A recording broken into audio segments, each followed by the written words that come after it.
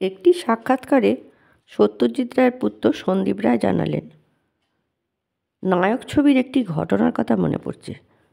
স্বপ্নের দৃশ্যটি যেখানে উত্তম কুমার টাকার মধ্যে দিয়ে হেঁটে যাবেন। উত্তম কুমার তখন সবে সেটে এসেছেন। সেটটা সাজিয়ে বাবা ওকে ডেকে পাঠালেন। বললেন, একবার দেখে যাও সেটটা কেমন লাগছে। এত টাকা একসঙ্গে তুমি চোখেও দেখোনি, একবার দেখো কেমন লাগে। উনি তো সেট দেখে উল্লাসিত। বাবাকে বলেছিলেন, ওহ মানিকদা, কী করেছেন! এ তো এমনিই মেজাজ তৈরি হয়ে যাবে, এখানে আর অভিনয় করতে হবে না, সেট দেখে এমনিই ভাব চলে আসবে।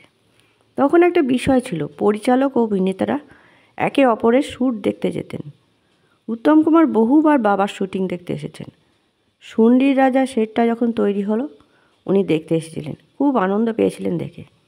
নায়ক উত্তম কুমারকে যেমন দেখেছি, ঠিক তেমনি দেখেছি ছোটি সি মুলাকাতের ভেঙে চুরে যাওয়া উত্তম কুমারকেও।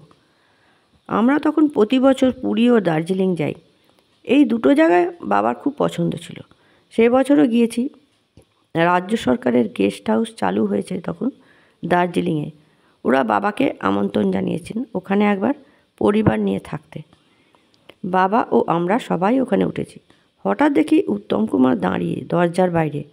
উনি কোথা থেকে খবর পেয়েছেন যে বাবা এখানে উঠেছেন। উনি তখন ছোটি সি মুলাকাতের কাজে দার্জিলিং এসেছেন। তখন কি চেহারা হয়েছে ওনার! চুল উস্কো খুস্কো, চোখের তলায় কালি, টাকার টানাটানি চলছে। ছবির কাজ এগোচ্ছে না। বাবাকে বললেন, রোজ গাড়ি যাচ্ছে বাগডোগরা এয়ারপোর্টে আর্টিস্ট আনতে, কিন্তু আর্টিস্ট আসছে না, খুব লস হচ্ছে। খুব দুঃখ পেয়েছিলেন এই ছবিটি করতে গিয়ে। শরীর ভেঙে গিয়েছিল, মনও ভেঙে গিয়েছিল। অনেকক্ষণ কথা বললেন বাবার সঙ্গে। এ এমন এক সমস্যা যে সহানুভূতি জানানো, সহমর্মী হওয়ার বাইরে কিছু করারও ছিল না। বাবা খুব দুশ্চিন্তা করছিলেন এই বিষয়টা নিয়ে। শেষে উত্তম কুমার নিজেই বললেন, অনেকটা আরাম পেলাম আপনার সঙ্গে কথা বলে, আপনাকে শেয়ার করতে পেরে ঘটনাটা।